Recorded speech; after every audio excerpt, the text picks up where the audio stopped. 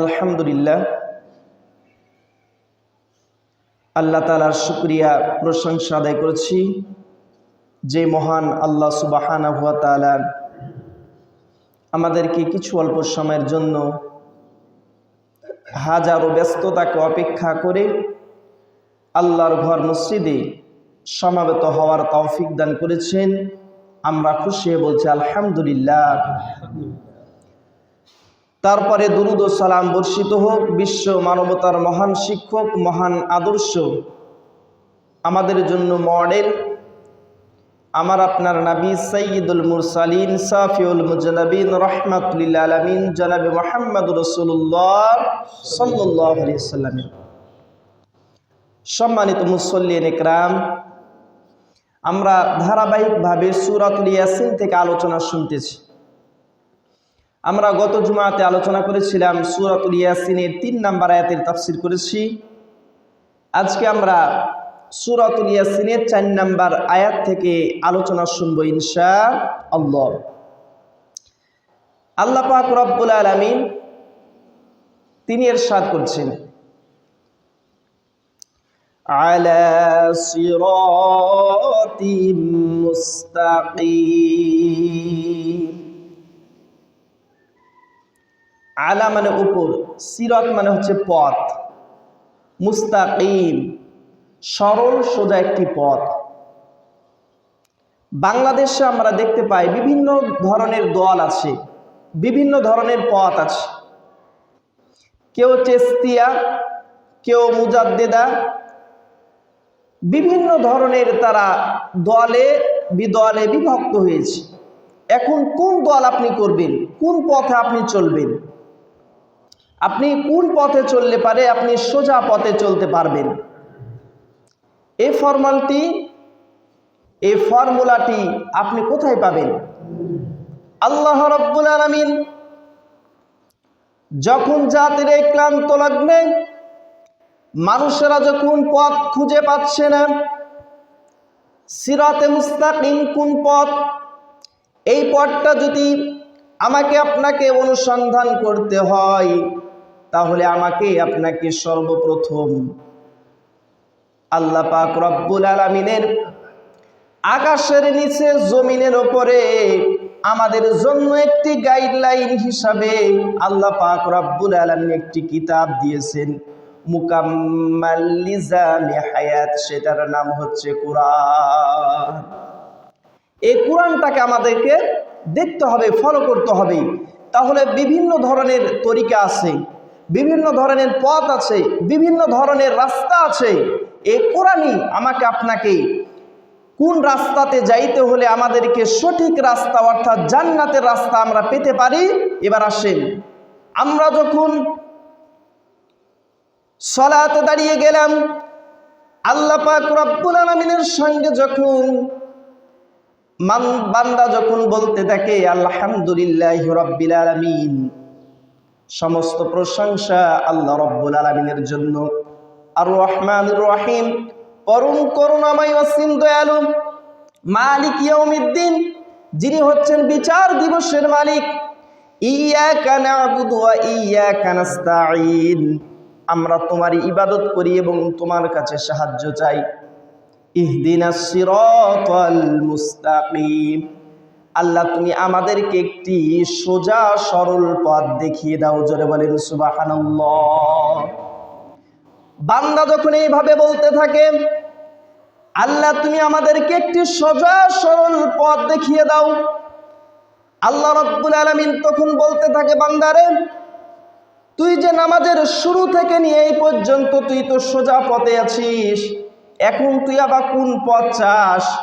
তখন বান্দা এবার মুখ দিয়ে উচ্চারণ করে সিরাতাল্লাযীনা আন'আমতা আলাইহিম, আমরা তাদের পথে চাই, তাদের পথ আমরা অবলম্বন করতে চাই।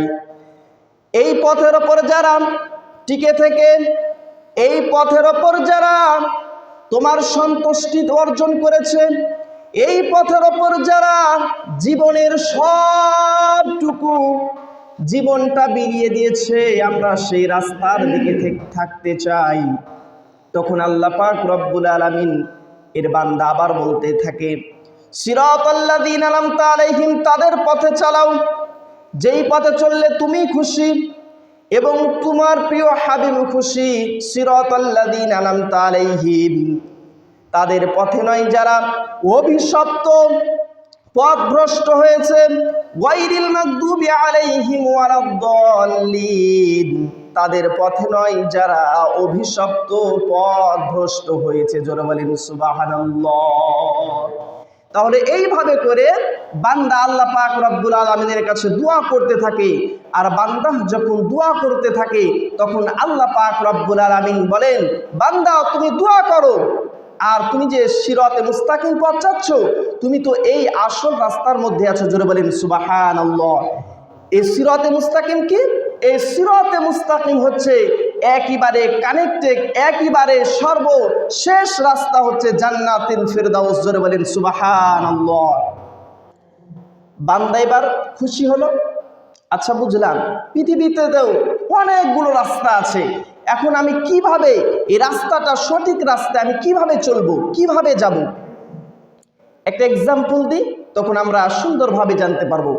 এক্সাম্পলটা হচ্ছে এই রকম, আপনি যখন বাজারে যাবেন, বাজারে যাওয়ার পর আপনি দেখতে পাবেন আপনার কাছে টাকা আছে।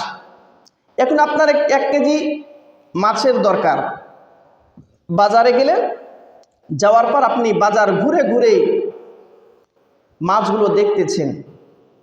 আপনি কোন মাছটা নেবেন, পচাটা না ভালোটা বলুন তো? ভালোটা আপনি নেবেন, 2 টাকা বেশি লাগুক, তারপর আমরা কি করব? ভালো মাছটাই খুঁজবো।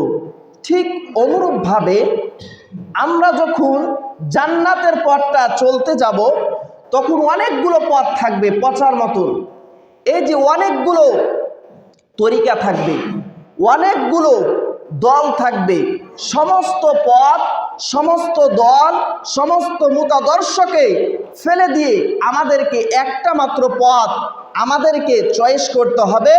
সেই পথের নাম হচ্ছে সিরাতে মুস্তাকিম। সে কথাই আল্লাহ তাআলা বলছে, আলা সিরাতিম মুস্তাকিম। জোরে বলেন সুবহানাল্লাহ। আল্লাহ রাব্বুল আলামিন এবারে ঘোষণা করে দিলেন সিরাতে মুস্তাকিম কি। সঙ্গে সঙ্গে মহান আল্লাহ পাক রব্বুল আলামিন বলছেন, সিরাতে মুস্তাকিমের রাস্তাটা আমি তোমাদেরকে জানিয়ে দিচ্ছি। এই সিরাতে মুস্তাকিম হচ্ছে মিনান নাবিয়্যিনা ওয়াস-সিদ্দীকিনা ওয়াশ-শুহাদাই ওয়াস-সালিহিন। আল্লাহু আকবার। সিরাতে মুস্তাকিম হচ্ছে মিনান নাবিয়্যিন, যে পথ ধরে নাবিরা পথ অতিক্রম করেছেন, ওয়াস-সিদ্দীকিন, সত্যবাদীরা এই পথের উপর প্রতিষ্ঠিত ছিল, ওয়াশ-শুহাদাই ওয়াস-সালিহিন, এবং শহীদেরা এই পথের উপর টিকে থাকতে গিয়ে জীবনের শেষ রক্তবিন্দু দিয়ে এই পথটা বিজয় করে গেছে। কথা বলেন মুসলমান, ঠিক কিনা? মিনান নাবিয়্যিনা ওয়াস-সিদ্দীকিনা ওয়াশ-শুহাদাই ওয়াস-সালিহিন, এই পথটা হচ্ছে সালিহিনদের, যারা ভালো কাজ করেছে, এই পথের উপর থেকে ভালো কাজটা করেছি। তাহলে পর আমরা যখন কোরআনকে প্রশ্ন করলাম, হে কোরআন, পৃথিবীতে তো অসংখ্য দল, অসংখ্য পথ, তাহলে পর আমরা কোন পথটা অবলম্বন করব? সঙ্গে সঙ্গে আল্লাহ পাক রব্বুল আলামিন পবিত্র মহাগ্রন্থ আল কোরআনুল কারীমের মধ্যে জানিয়ে দিলেন, আনি'বুদুনি হাযা সিরাতিম মুস্তাকিম। আল্লাহু আকবার। এবার শুনো সঠিক পথ কোনটি, সঠিক পথ কোনটি, এবার শুনো। আনি'বুদুনি, তোমরা আমার দাসত্ব করো, আর আমার যদি দাসত্ব করতে পারো, হাযা সিরাতিম মুস্তাকিম, তাহলে তোমরা সঠিক পথের উপরে থাকতে পারবে। জোরে বলেন সুবহানাল্লাহ। এবার দেখেন কিভাবে আপনি আল্লাহ তাআলা ইবাদত করবেন। আমরা শুধু মনে করি নামাজ, রোজা, হজ, যাকাত, এগুলোই হচ্ছে আল্লাহ তাআলা ইবাদত। এগুলো তো ইবাদত আছে, এরপরে ইবাদতের সংজ্ঞা কিন্তু বিশাল, অনেক ব্যাপক, যার অর্থ ব্যাপক। অফিসে, আদালতে, ব্যবসায় বাণিজ্যে, চাকরিতে বাকরিতে, বিয়েতে শাদিতে, পর্দায় পুশিদায়, পোশাকে, রেডিওতে, টেলিভিশনে, ইন্টারনেটে, সব জায়গায় ইবাদত হবে কার? আল্লাহ পাক রব্বুল আলামিন। এবার আসেন অফিসের মধ্যে ইবাদতটা কেমন। এই যে অফিসের মধ্যে যখন আপনি ইবাদত খুঁজতে যাবেন তখন দেখবেন অফিসের মধ্যে যিনি চাকরিজীবী আছেন, অফিসের মধ্যে যিনি নিয়োগপ্রাপ্ত, এই ব্যক্তির কাছে সরকার কিন্তু টাকা দিয়ে কিনে নিয়েছে তাকে, অর্থাৎ ডিউটিগুলো নিয়ে নিয়েছে। সকাল 9টা থেকে শুরু করে নিয়ে বিকাল 5টা পর্যন্ত ওর কাজ শুধু সিগনেচার করা। এখন আপনার প্রয়োজন, আপনি সিগনেচার করতে গেলেন, এখন আপনার কাছে বলছে কিছু আমাকে মিষ্টি খাওয়ার জন্য কিছু দেন। আপনি তখন আশ্চর্য হয়ে গেলেন, ব্যাপার কি? আপনাকে তো সরকার রেখেছেন শুধু সিগনেচার করার জন্য, আর ইয়ার জন্য আপনাকে সরকার কিন্তু আপনাকে কি দিচ্ছে? বেতন দিচ্ছে। আর আলাদাভাবে আপনি মিষ্টি খাওয়ার জন্য চাচ্ছেন, মানে তিনি চাচ্ছেন কি বলুন তো? ঘুষ। তিনি চাচ্ছেন কি? ঘুষ। এটা কিন্তু একটা ইবাদত।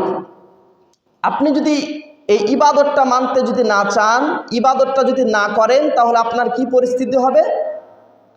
আল্লাহর নবী 1500 বছর আগে তিনি বলছেন যে ব্যক্তি ঘুষ দিবে এবং ঘুষ গ্রহীতা উভয়ের উপর আল্লাহ এবং আল্লাহ তাআলা রাসূলের লাআনাতুল্লাহি ওয়ার রাশি ওয়াল মুরতাশি, ঘুষদাতা এবং ঘুষ গ্রহীতা উভয়ের উপর আল্লাহ তাআলার লানত। জোরে বলেন নাউযুবিল্লাহ। তাহলে পরে দেখেন, আপনি যখন অফিসে গেলেন সুন্দরভাবে আপনার একটা সিগনেচারের কারণে আপনার কাছে ঘুষ দিচ্ছে, ঘুষ চাইছে, তাহলে এখানেও যদি তার হৃদয়ের মধ্যে যদি একজনের ভয় থাকতো আর ইবাদত মনে করে যদি কাজটা করত, তাহলে কি আপনার কাছে ঘুষ চাইতো? কথা বলেন, চাইতো? দেখেন অফিসে। এবার আদালতের দিকে তাকান। এই আদালতের মধ্যে আমরা দেখেছি দীর্ঘ 16টি বছর ন্যায় বিচার হয়েছে। কথা বলেন, আমরা কি আদালতের মধ্যে ন্যায় বিচার পেয়েছি? কথা বলেন, আমরা আদালতের মধ্যে মানুষ যায় আদালতে ন্যায় বিচারের জন্য, কিন্তু বিচারের নামে অবিচার চলেছে। কথা বলেন মুসলমান, ঠিক কিনা? যদি বিচারের নামে অবিচার না চলতো, তাহলে কোরআনের পাখি আল্লামা দেলোয়ার হোসেন শহীদ রাহিমাহুল্লাহকে সুদীর্ঘ 13টি বছর জেলখানার কারারুদ্ধে ইনজেকশনের মাধ্যমে তাকে শাহাদাত বরণ করতে হলো। কথা বলেন মুসলমান, ঠিক কিনা? যদি ন্যায় বিচার পেতাম আর ন্যায় বিচার যদি থাকতো, তাহলে পারে মুফতি আমির হামজাকে সুদীর্ঘ 3 বছর জেলখানার কারাবদ্ধে ওই জেলখানার অন্ধকারের মধ্যে ঘানি টানতে হতো না। কথা বলেন মুসলমান, ঠিক কিনা?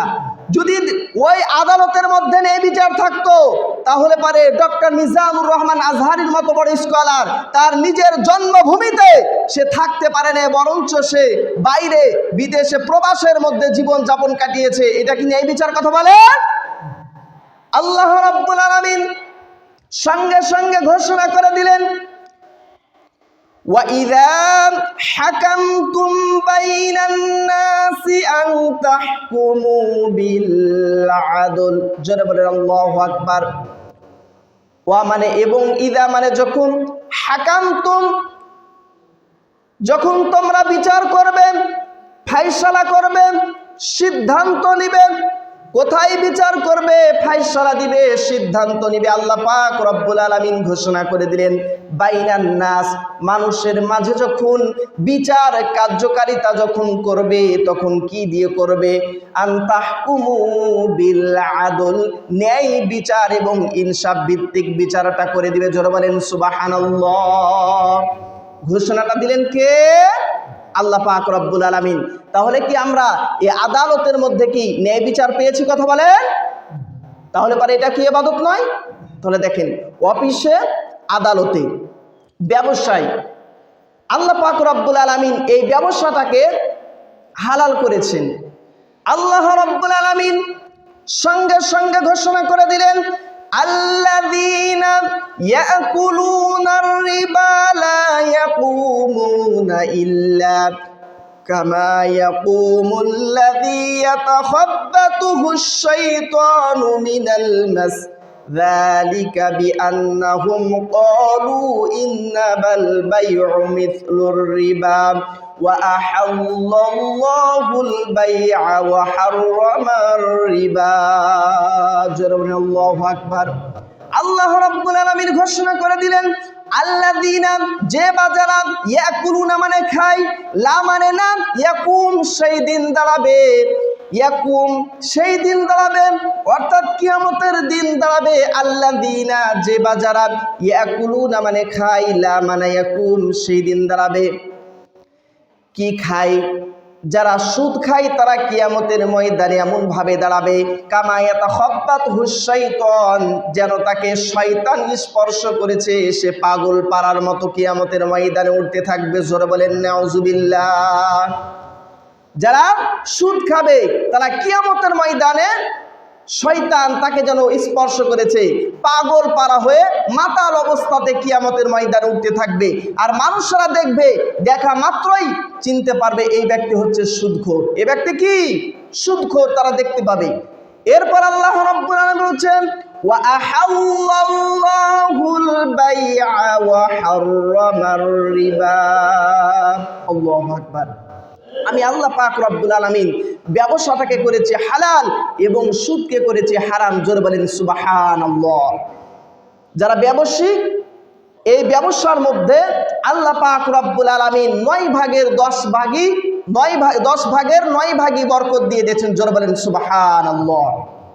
আবার অনেক সময় আমরা দেখতে পাই যে ব্যবসায়ীরা কিছু কার্যক্রমের মাধ্যমে এই ব্যবসাটাকেও হারাম বানিয়ে দেয়। কিভাবে? এবার দেখেন, এক্সাম্পল দিই আপনাদের সামনে। অনেক ব্যবসায়ী এইরকম আছে যারা একটা প্রোডাক্ট কিনেছে আপনার 300 টাকায়, তখন আপনার সামনে এমনভাবে বলবে, তারা কসম কাটতেও দ্বিধাবোধ করে না, হুজুর আল্লাহর কসম করে বলছি আমি এই পণ্যটা 700 টাকায় কিনেছি, আপনাকে যদি দিয়ে দিই আমার 1 জাররা পরিমাণও লাভ হবে না। হুজুর আপনাকে লিগ্যাল দামে দিচ্ছি, অথচ প্রোডাক্টটা কত দামে কিনেছে বলুন তো? 300 টাকা দামে কিনেছে, আর তিনি কত 700 টাকায় আপনার কাছে কসম কেটে বলছে।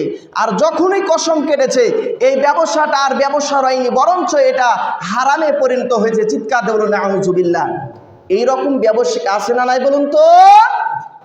তাহলে পরে দেখেন আল্লাহ পাক রব্বুল আলামিন বলছেন ব্যবসাকে করেছে হালাল আর সুদকে করেছে হারাম, অথচ মুসলমান ব্যক্তি জানে বুঝে প্রতিনিয়ত কোরআন থেকে তাফসির শুনছে, হাদিস থেকে তাফসির শুনছে, তারপরেও ওই ব্যক্তিটা সুদ থেকে দূরে থাকতে পারছে না। আল্লাহ পাক রব্বুল আলামিন বলছেন, আল্লাহ নবী জানিয়েছেন সুদের সবচাইতে ছোট গুনাহ হচ্ছে কেউ যদি এক দিরহাম পরিমাণ সুদ খেলো, সে যেন তার আপন মাকে 36 বার জেনা করলো। চিৎকার দিয়ে বলুন নাউজুবিল্লাহ। এরপরে এটা তো হচ্ছে ছোট গুনাহ, তাহলে বড় গুনাহ কি? আল্লাহ রাব্বুল আলামিন ঘোষণা করে দিলেন আযাবু বিহারবিম মিনাল্লাহি ওয়া রাসূলি। যে ব্যক্তি সুদ খেলো তার সর্বোচ্চ বড় গুনাহ হচ্ছে আল্লাহ এবং আল্লাহর রাসূলের সঙ্গে যুদ্ধ ঘোষণা করে দিল। চিৎকার দিয়ে বলুন নাউজুবিল্লাহ। যে সুদ খেলো সে যেন আল্লাহ এবং আল্লাহর রাসূলের সঙ্গে যুদ্ধ ঘোষণা করে দিল। চিৎকার দিয়ে বলুন নাউজুবিল্লাহ। তাহলে কি আল্লাহ এবং আল্লাহ রাসূলের সঙ্গে আমরা যুদ্ধ করে পারবো নাকি? বলেন পারবো? তাহলে পারে পারা যাবে না। তাহলে দেখেন অফিসে, আদালতে, ব্যবসায়, বাণিজ্যে মানে হচ্ছে ভালো করে সেনসিটিভ বিষয়, এগুলো আলোচনা ভালো করে শ্রবণ করেন।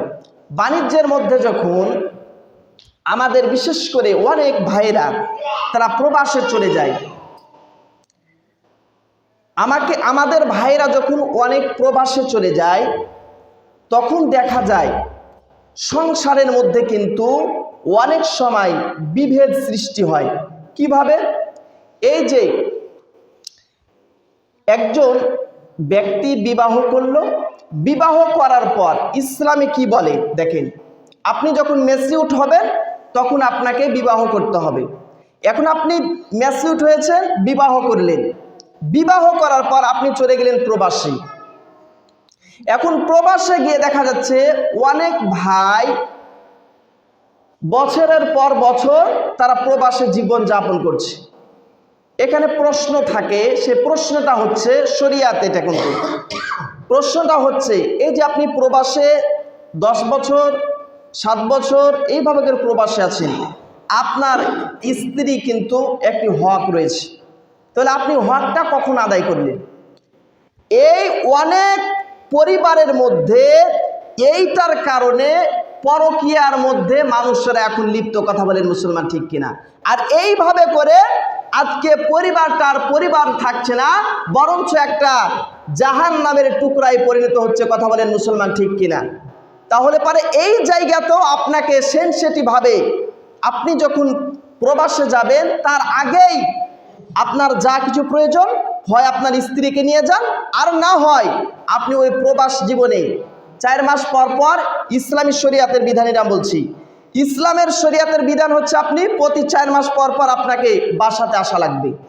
আর যদি আর একটি সিস্টেম আছে, আপনার স্ত্রী আপনার ওয়াইফ যদি বলে যে আপনি থাকতে, তিনি যদি উদ্বুদ্ধ করেন আপনি থাকেন, বাকিটা আল্লাহ পাক রব্বুল আলামিন বলেছেন তোমাদের লজ্জা স্থানের হেফাজত করতে, তাহলে স্ত্রীর দায়িত্ব হচ্ছে তার লজ্জা স্থানের হেফাজত করা, যে কোনোভাবে সে করতে পারে।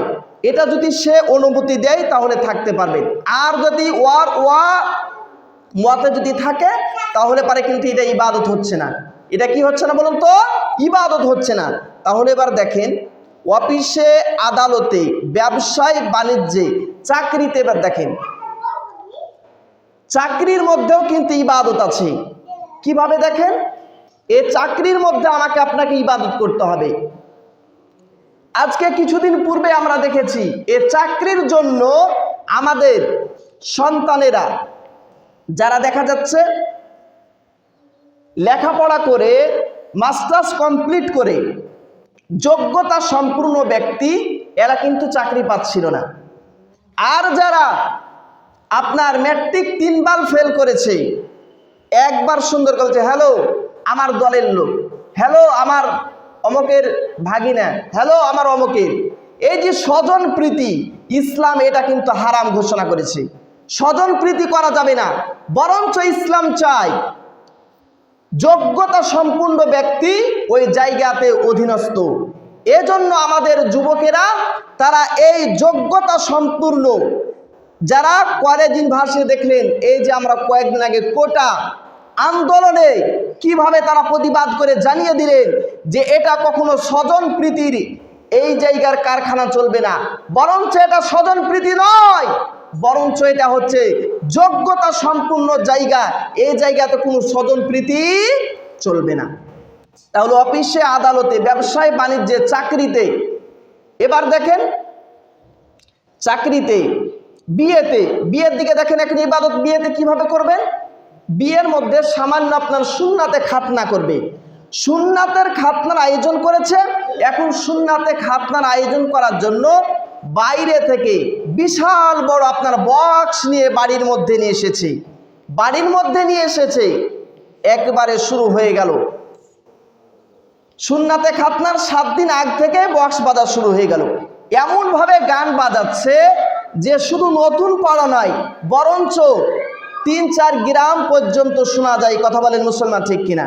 শুনতে পাই কি পাই না বলেন? পাই। এই যে দেখেন অনেক মানুষ আছে রাত্রে বেলায় আল্লাহ পাক রব্বুল আলামিনের সঙ্গে প্রেম নিবেদন করে, অর্থাৎ রাত্রে বেলায় তাহাজ্জুদে উঠার জন্য এশার পরে জামাতের সাথে সালাত আদায় করে ঘুমিয়ে যায়। কিসের জন্য বলুন তো? রাত্রে উঠার জন্য, তাহাজ্জুদ সালাত পড়ার জন্য। অনেক ছোট্ট শিশু আছে তারা পর্যন্ত ঘুমিয়ে যায়। কিন্তু এই ব্যক্তির বক্স বাজার কারণে এই যে মানুষগুলো অনার্থক কষ্ট পেল। ইসলাম এখন কি বলে, কোরআন এখন কি বলে? আল্লাহ রাব্বুল আলামিন এই সমস্ত ব্যক্তিদের ব্যাপারে 1500 বছর আগে মহাগ্রন্থ আল কুরআনুল কারীমের মধ্যে আল্লাহ পাক রব্বুল আলামিন সূরাতুল বুরুজের মধ্যে ঘোষণা করে দিলেন, ইন্নাল্লাযীনা ফাতানুল মুমিনিনা ওয়াল মুমিনাতি সুম্মা লাম ইয়াতুবু ফালাহুম আযাবু জাহান্নামা ওয়া লাহুম আযাবুল হারীক। আল্লাহু আকবার। আল্লাহ রাব্বুল আলামিন ঘোষণা করে দিলেন, ইন্নাল্লাযীনা, নিশ্চয় যারা, ফাতানুল মুমিনিনা ওয়াল মুমিনাত, মুমিন পুরুষ এবং মুমিন নারীদেরকে এমনিতেই কষ্ট দেয়, সুম্মা লাম ইয়ারতাবু, এমনিতেই কষ্ট দেয়, কোনো কারণবশত ছাড়াই যারা কষ্ট দিবে, ফালাহুম আযাবু জাহান্নাম, তারই তো চিৎকার দিয়ে বলেন নাউযুবিল্লাহ। যারা অনার্থ গান বাজনা বাজিয়ে এই সমস্ত ব্যক্তিদেরকে, মুমিনদেরকে, মুমিনাতদেরকে, ছোট্ট শিশুদেরকে কষ্ট দিবে, এদের জন্য জাহান্নামের আগুন অবধারিত করেছেন কে? আল্লাহ পাক রব্বুল আলামিন। বিয়ের মধ্যে যৌতুক আছে না নাই বলুন তো? যৌতুক। আমার সন্তানটা সামনে চাকরি পাবে, যদি তুমি 5 লাখ দিয়ে দাও, তাহলে দেখো বিয়ে একেবারে ফাইনাল। তুমি যদি 7 লাখ টাকা দিয়ে চাকরিটা নিয়ে নিতে পারো, তাহলে পারে তোমার সঙ্গে আমার মেয়ের বিবাহ দেব। এইরকম দর কষাকষি যৌতুক আছে না নাই বলুন তো? আল্লাহ রাব্বুল আলামিন বলছেন, এইরকম ব্যক্তিরা যারা অন্যায়ভাবে জোর করে দর কষাকষি করে যৌতুক নিবে, তাদের ব্যাপারে আল্লাহ পাক রব্বুল আলামিন সূরাতুশ শূরার 42 নম্বর আয়াত নাজিল করে জানিয়ে দিলেন, ইন্নামাস সাবিলু আলাল্লাযীনা ইয়াযলিমুনান নাস। আল্লাহু আকবার।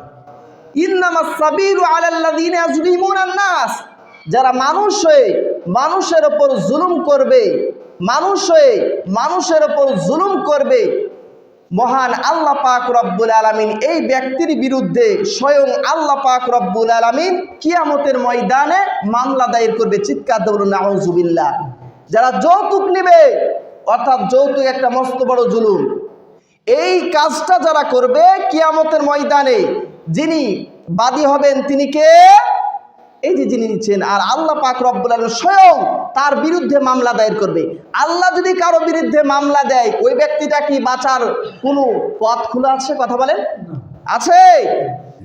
তাহলে পরে আল্লাহ পাক রব্বুল আলামিন বলছেন, অফিসে, আদালতে, ব্যবসায়, বাণিজ্যে, চাকরিতে, বিয়েতে, শাদিতে, ইন্টারনেটে। এখন ইন্টারনেটের মধ্যেও আপনাকে ইবাদত করা লাগবে। ইন্টারনেটের মাধ্যমে এখন কিভাবে ইবাদত করবেন? এই যে আমাদের নেক্সট জেনারেশন, আমাদের এই ইন্টারনেট ঘেটে ঘেটে তাদের চরিত্রটাকে একেবারেই নষ্ট করে দিল। একজন যুবককে দেখলে পারে শয়তান পর্যন্ত লজ্জা পায়, তার চোখ একদিকে, মুখ আর একদিকে ঢুকে গেছে। যুবক মানুষের হাতগুলো হবে বেলুনের মতো একেবারে মোটা মোটা, চেহারা হবে নাদুস নুদুস, অথচ তার চেহারার দিকে তাকাইলে মনে হয় তাকে দেখাই যায় না, চিনতে পারা যায় না। চোখগুলো গর্তের মধ্যে চলে গেছে। কারণ কি? এই আমাদের অ্যান্ড্রয়েড ফোনের কারণে চরিত্রটাকে একেবারে নষ্ট করেছি। এই জায়গাতেও ইবাদত করতে হবে। এই মোবাইল ফোনটা আপনি চালাবেন, ভালো দিকও আছে আবার খারাপ দিকও আছে। আপনার সবচাইতে মহামূল্যবান আল্লাহ পাক রব্বুল আলামিন একটা জিনিস দিয়েছে, সেটার নাম হচ্ছে আদালত আর বিবেক। এই যে মানুষের যদি বিবেকটা আপনার কোন দিকে চাই, খারাপ দিকে নাকি ভালো দিকে, আপনি ইবাদত মনে করে এই জায়গাতে চালাইতে হবে। এই জায়গাতে ফাহেসা অনেক কিছু থাকে, এগুলো চালালে হবে না। আল্লাহ পাক রব্বুল আলামিন সে কথাই বললেন। তাহলে ইন্টারনেটে, অফিসে, আদালতে, ব্যবসায়, বাণিজ্যে, চাকরিতে, বাকরিতে, বিয়েতে, শাদিতে, রেডিওতে, ইন্টারনেটে, টেলিভিশনে, সব জায়গায় ইবাদত চলবে কার? আল্লাহ পাক রব্বুল আলামিন সে কথা বললেন, ওয়ানি'বুদুনি হাযা সিরাতিম মুস্তাকিম। আল্লাহু আকবার। এখন বান্দা বলতেছে, আল্লাহ বুঝলাম আপনার যদি ইবাদত করি তাহলে আমাদের লাভটা কি? বান্দা বলতেছে, আপনারা তো ইবাদত করলাম, আচ্ছা মানুষ যদি চাকরি করে তাহলে তো বেতন পায়, তাহলে আমাদের বেতন দিবেন না আল্লাহ? আল্লাহ পাক রব্বুল আলামিন বান্দা যখন পাবলিক যখন বেতনের জন্য আন্দোলন করলো, আমাদের আন্দোলন মানতে হবে, নইলে তোমার ইবাদত করব না। আল্লাহ পাক রব্বুল আলামিন বলছেন, বান্দা থাম, আর অনুশোচন করতে হবে না, আন্দোলন করা লাগবে না। আমি আল্লাহ পাক রব্বুল আলামিন বেতন ঘোষণা করে দিলাম। হুয়াল্লাযী খালাকা লাকুম মা ফিল আরদি জামিআ। জোরে বলেন আল্লাহু আকবার। পৃথিবীর মধ্যে যতগুলো যা কিছু আছে এই সমস্ত তোমার জন্য নিয়ামত দিয়ে দিলাম। জোরে বলেন সুবহানাল্লাহ। এগুলো তোমাদের জন্য সব বেতন। এবার দেখেন কি, এই যে আল্লাহ পাক রব্বুল আলামিন আমাকে আপনাকে বাঁচানোর জন্য প্রতিদিন আমাকে আপনাকে 16 কেজি করে অক্সিজেন দিচ্ছেন। কয় কেজি বলুন তো? একজন মানুষকে বাঁচিয়ে রাখতে 16 কেজি করে অক্সিজেন। তোমাদেরকে প্রতিনিয়ত আমাকে বাঁচিয়ে রাখতে 16 কেজি করে অক্সিজেন লাগছে। 1 কেজি অক্সিজেনের দাম 250 টাকা। 250 টাকা, মাসে প্রায় ধরেন 4000 টাকা। এখন 4000 টাকার অক্সিজেন আপনি বিনামূল্যে পাচ্ছেন। আপনার কাছে কি কখনো কোনো ফেরেশতা এসে বলেছেন যে এই অক্সিজেনের বিল দাও? বলেছে? কথা বলেন। এরপর দেখেন 9,30,00,000 মাইল উপরে আছে সূর্যটা, আমাদেরকে 173 টন করে আলো দিচ্ছে এবং তাপ দিচ্ছে। অন্যান্য গ্রহ নক্ষত্রকে দিচ্ছে এবং আমাদেরকে দিচ্ছে 173 টন। আল্লাহ পাক রব্বুল আলামিনের এই বিদ্যুৎটা 1 সেকেন্ড জ্বালাইতে আল্লাহ পাক রব্বুল আলামিন বিদ্যুৎ খরচ হচ্ছে 30,000 কোটি ফরেনহাইট। চিৎকার দেন আল্লাহু আকবার। আল্লাহ তাআলা বলছে বেতন ঘোষণা করছি। দেখো এই যে আমরা বান্দা বলতেছে, আল্লাহ বলছে তুমি গরু গোশত খাও, বান্দা বলছে না আমি গরু গোশত খাই না, কারণ আমার ডায়াবেটিস। তাহলে তুমি খাসির গোশত খাও? বলছে না, খাওয়া যাবে না। এরপরে কি প্যারেস খাও? বলছে না। এরপরে দুম্বা খাও? না। উট খাও? খাবো না। এইভাবে করে আল্লাহ পাক রব্বুল আলামিন বলছেন আমি 34 প্রকারের গোশত বান্দা তোমার জন্য হালাল করে দিয়েছি। চিৎকার দিয়ে বলুন সুবহানাল্লাহ। এই যে বেতন ঘোষণা করছি। এরপর আল্লাহ পাক রব্বুল আলামিন বলছেন তাহলে তুমি গোশত খাবে না, তাহলে মাছ খাও। বান্দা বলছে আরে মাছ? কোন মাছ? বিলের মাছ? আরে না, স্বাদই নাই, স্বাদই হারিয়ে গেছে, কারণ প্রত্যেকটা কেমিক্যাল দিয়ে একেবারে স্বাদটা নষ্ট হয়ে গেছে। যখন বলছে পদ্মা নদীর, তখন হচ্ছে আহারে দাও। আল্লাহ পাক রব্বুল আলামিন বলছেন এই রকম আমি আল্লাহ পাক রব্বুল আলামিন তোমাদের জন্য 450 প্রকারের মাছ হালাল করে দিয়েছি। জোরে বলেন সুবহানাল্লাহ। বেতন ঘোষণা হচ্ছে। এরপর দেখেন বান্দাকে আল্লাহ তাআলা বলছে গোশত খাবে না, মাছ খাবে না, তাহলে ডিম খাও। তখন যে কিসের ডিম? মুরগির ডিম। আরে ছোট, এতটুকু খাবো না। তো বলছে আরে না, তুমি বড়টাই খাও, রাজহাঁসেরটা খাও, তুমি বতক খাও। না, খাবো না।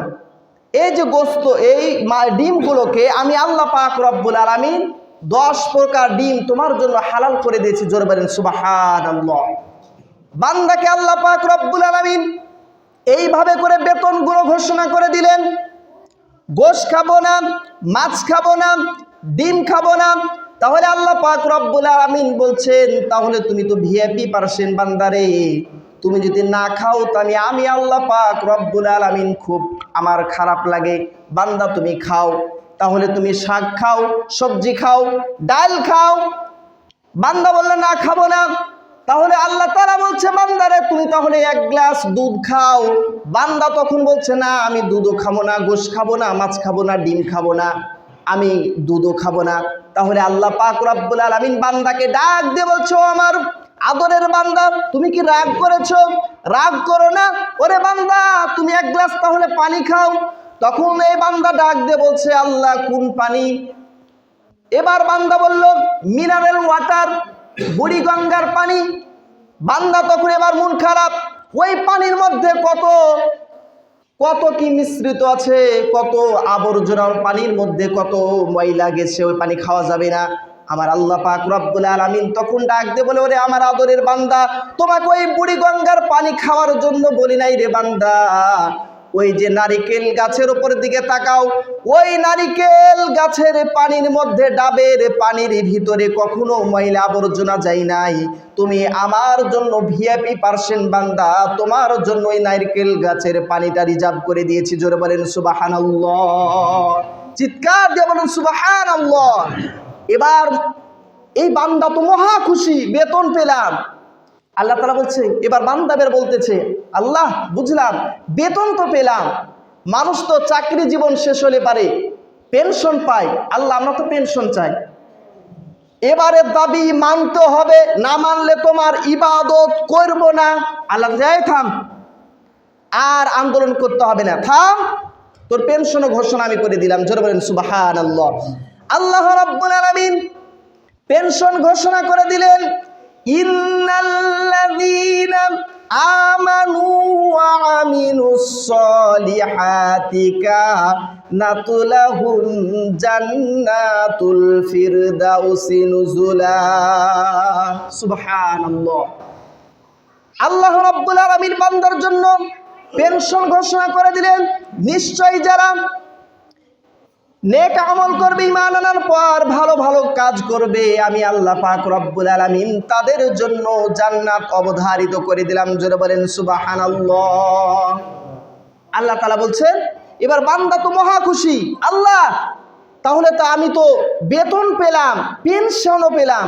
আল্লাহ তাআলা বলছে, তুই এখন লাফাস না বান্দা, তোমার জন্য আরো 2টা পুরস্কারের ব্যবস্থা করে দিয়েছে। জোরে বলেন সুবহানাল্লাহ। এই যে রমজান মাস আর ঈদের সময় বান্দাকে কিন্তু বকশিশ দেয়, দেয় কি দেয় না বলুন তো? যারা চাকরিজীবী আছে তাদেরকে এই যে 2টা জিনিস, 2টা সময়, ঈদের সময় আর হচ্ছে রমজান মাস, এই 2টা সময় তাদেরকে বোনাস দেওয়া হয়। আল্লাহ রাব্বুল আলামিন বান্দারে আর্জমেন্টটা আল্লাহ পাক রব্বুল আলামিন কবুল করে নিন। এবার আল্লাহ পাক রব্বুল আলামিন তাদের জন্য পুরস্কার ঘোষণা করেছেন, ফালিয়াবুদু রাব্বা হাযাল বাইত আল্লাযী আত'আমাহুম মিন জু'ইন ওয়া আমানাহুম মিন খাউফ। জোরে বলেন সুবহানাল্লাহ। আল্লাহ পাক রব্বুল আলামিন বলছেন, তোমরা যদি আমার এই কাবা ঘরের রবের মালিকের ইবাদত করো, ফালিয়াবুদু রাব্বা হাযাল বাইত, যদি তোমরা এই কাবা ঘরের রবের মালিকের ইবাদত করো, তাহলে তোমাদের জন্য নগদ পুরস্কার আমি আল্লাহ পাক রব্বুল আলামিন 2টা ঘোষণা করলাম। জোরে বলেন সুবহানাল্লাহ। কয়টি বলুন তো? 2টা। 1 নম্বরে আল্লাযী আত'আমাহুম মিন জু, ক্ষুধা লাগলেই আমি আল্লাহ পাক রব্বুল আলামিন তোমাদেরকে খাবার দেব। জোরে বলেন আল্লাহু আকবার। ক্ষুধার লাগলেই আহার যিনি দিবেন তিনি কে? অতীতের জামানাতে হযরত ঈসা আলাইহিস সালাতু সালামের জামানার লোকেরা যখন আল্লাহ পাক রব্বুল আলামিন, ওই জামানার লোকেরা বলল যে আল্লাহ আমাদেরকে খাবার দাও, সঙ্গে সঙ্গে আল্লাহ পাক রব্বুল আলামিন তাদের আর্গুমেন্ট পেশ করে ঘোষণা করে দিলেন, ক্বালা রাব্বানা আনজিল আলাইনা মাইদাতাম মিনাস সামাই ওয়াল আরদ। জোরে বলেন আল্লাহু আকবার। আল্লাহ পাক রব্বুল আলামিনের কাছে যখন হযরত ঈসা আলাইহিস সালাতু সালাম সহ তার জাতির লোকেরা যখন আল্লাহ তাআলার কাছে খাবারের জন্য প্রার্থনা করলেন, তারা বললেন ক্বালা, তারা বললেন রব্বানা, হে আমাদের রব, আনজালনা, আমাদেরকে দাও, নাজিল করো, মাইদাতাম মিনাস সামাই ওয়াল আরদ, আসমান থেকে আমাদের জন্য খাদ্য দিয়ে পাঠাও। সঙ্গে সঙ্গে তার জাতির লোকেরা যখন দোয়া করতে দেরি, মহান আল্লাহ পাক রব্বুল আলামিন তাদের এই খাবার অর্থাৎ মাইদাম মিনাস সামাই ওয়াল আরদ, খামসা ভর্তি খাবার তাদের জন্য পাঠাইতে দেরি করলেন না। জোরে বলেন সুবহানাল্লাহ। তাহলে 1 নম্বর ঘোষণা দিলেন, ক্ষুধা লাগলে খাওয়াবেন, ওয়া আমানাহুম মিন খাউফ, এবং ভয় ভীতি যেখানে আমি আল্লাহ পাক রব্বুল আলামিন নিরাপত্তার ব্যবস্থাপনা করে দেব, সেখানে চিৎকার দেব সুবহানাল্লাহ। ছোট্ট এক্সাম্পল দিয়ে আমি আলোচনা শেষ করে দিচ্ছি। হযরত মুসা আলাইহিস সালাতু সালামের জামানার তার কওমকে নিয়ে পিছনে ফেরাউন ধাওয়া করলো, সামনে হচ্ছে নীল নদ, সামনে নদী, পিছনে ফেরাউনের সব দলবল তাকে একবার ঘেরাও করে নিয়েছে। তখন এবার মূসা আলাইহিস সালাতু ওয়াস সালাম বলছে, আল্লাহ, সামনে হচ্ছে নদী, পিছনে ফেরাউনের দলবল, তুমি বাঁচলে বাঁচাও, না বাঁচলে মেরে ফেলো। মনে রাখো, যদি এখানেই মরে যায় তাহলে পারে পরের দিন আর আল্লাহ নাম নেওয়ার কেউ থাকবে না। আল্লাহ পাক রব্বুল আলামিন বলছেন, ওয়ামা তিলকা বিয়ামিনিকা ইয়া মূসা, হে মূসা, তোমার হাতে ওটা কি? তখন মূসা আলাইহিস সালাতু ওয়াস সালাম বললেন, ওয়ালা হিয়া আসা, আমার লাঠি, এটা হচ্ছে লাঠি। আল্লাহ পাক রব্বুল আলামিন বলছেন, তুমি ওই সমুদ্রের মধ্যে, নদীর মধ্যে বাড়ি মারো, আঘাত করো, আঘাত দিতে দেরি আমি আল্লাহ পাক রব্বুল আলামিন মূসার কওমের জন্য, মূসার জন্য হাই হিল রোড বানাইতে আমি দেরি করলাম না। চিৎকার দেবুন সুবহানাল্লাহ। তাহলে পরে আল্লাহ তাআলা বলছেন, বিপদ আপদ বালা মুসিবত যেখানে, তাতানাজ্জালু আলাইহিমুল মালাইকা, প্রয়োজন হলে আমি ফেরেশতা নাজিল করে আমি আল্লাহ পাক রব্বুল আলামিন তোমাদেরকে ওই বিপদ আপদ থেকে বাঁচাবো। চিৎকার দেবুন সুবহানাল্লাহ। আল্লাহ তাআলা সে কথাই বললেন, আলা সিরাতিম মুস্তাকিম, এটাই হচ্ছে সোজা সরল পথ। জোরে বলেন সুবহানাল্লাহ। ওয়া আখিরি দাওয়ানা আলহামদুলিল্লাহি রাব্বিল আলামিন। আসসালামু আলাইকুম ওয়া রাহমাতুল্লাহি ওয়া বারাকাতুহু।